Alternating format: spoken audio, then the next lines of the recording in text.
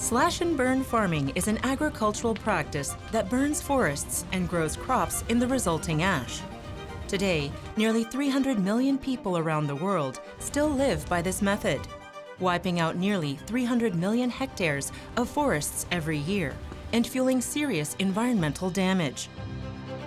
생계 수단을 위해서 산에 불을 놓잖아요.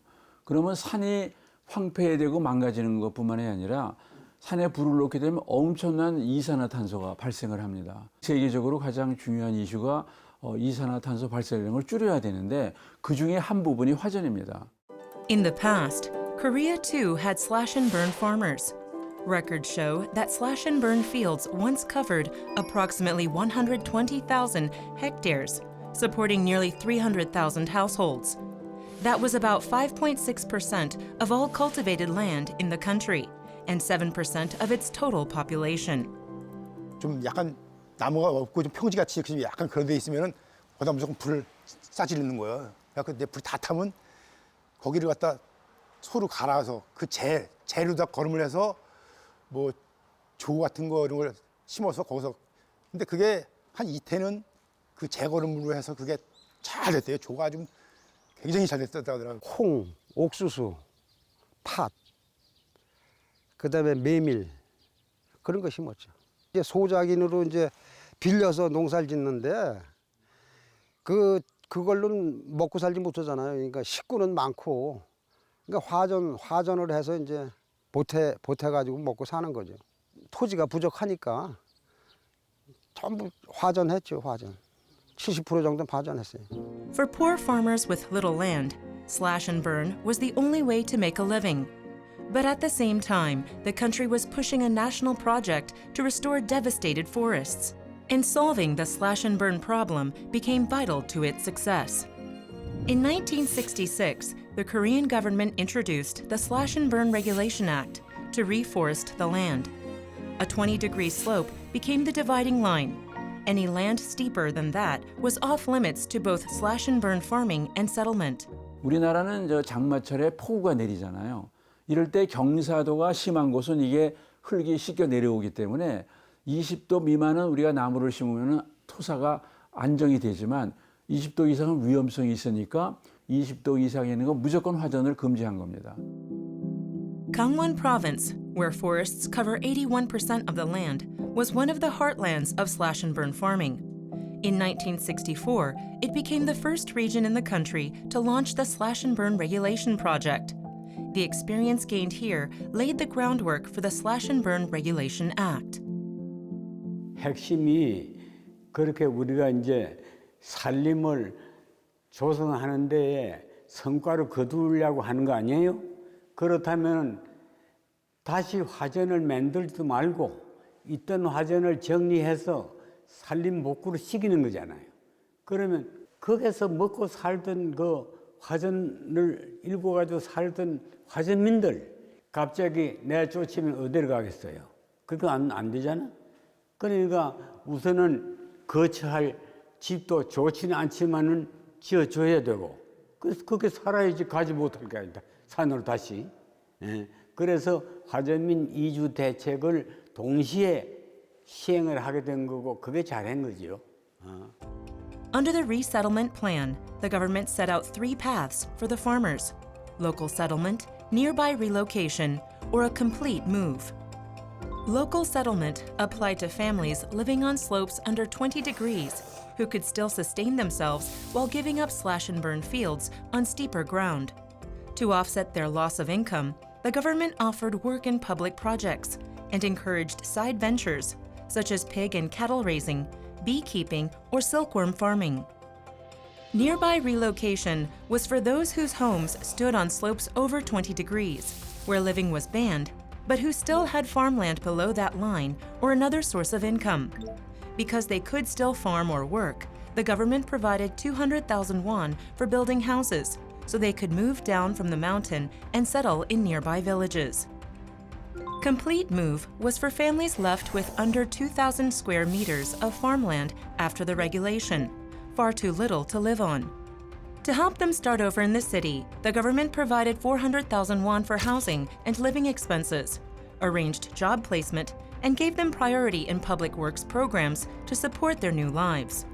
화전민을 중단시키기 위해서는 생계 수단을 해결해 줘야 되는데 우리가 그 화전 정리 업무 지침서라는 게 있어요. 이게 74년에 산림청이 100쪽 이상의 책을 만들었는데 이걸 가지고 전국의 화전 정리를 똑같은 매뉴얼에 의해서 똑같은 방법으로 똑같은 기준에 의해서 화전민을 분류하고 지원하고 정리했습니다.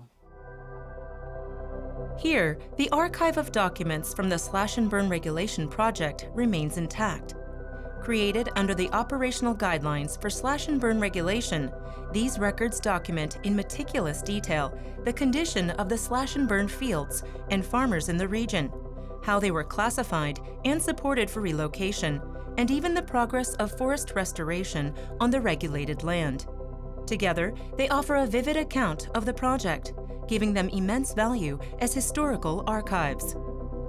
춘성군에 소재한 전 화전민의 기록이 이 대장에 다 담겨 있습니다. 여기 보시면은 이제 읍면장을 비롯해서 담당 공무원, 읍면 공무원 또 최종 면장의 직인이 있는데 여기 이제 각서를 쓰게 되어 있습니다. 이 각서 내용을 보니까 조사가 잘못됐을 때는 여기에 실인 그 날인한 이 사람들이 공동 책임을 지겠다는 그런 각서가 되겠습니다. 이 실태 조사서를 바탕으로 해가지고 화전 그 산림복구 계획도 세우고 이주민 이주 대책도 세우고 이전 대책도 세우고 그래서 가장 중요한 것이 화전민 그 실태 조사서가 되었습니다. Given the risk of infringing on the basic rights of slash and burn farmers and the scale of public funding involved, the project was carried out with strict transparency. Accurate, impartial data were collected, and every step of the process was carefully documented. These records were shared not only with the slash and burn farmers themselves, but also with the relevant agencies. They were reviewed and confirmed by the slash and burn regulation deliberation committees established at every level, from the central government down to the provinces, townships, and villages. To carry out the project fairly, countless public officials devoted themselves to it. They inspected the slash and burn sites firsthand, persuaded the farmers, accompanied them during resettlement, distributed support funds, devised alternative livelihoods, restored the forests, and monitored against recultivation. 화전지를 현지 답사를 해야 되고 또 현지 답사 결과를 가지고 정리 대상이다 아니다를 판정을 해야 되고 화전민을 설득을 하고 또 현지에 나무를 심고 또 나무 심은 지역을 관리하고 그런 면에서 여러 공무원들의 많은 노력이 있었습니다. Launched in 1966, the Slash and Burn Regulation Project reached its conclusion in 1978. Over 12 years, it brought 124,643 hectares of slash and burn fields under regulation and affected 300,765 households.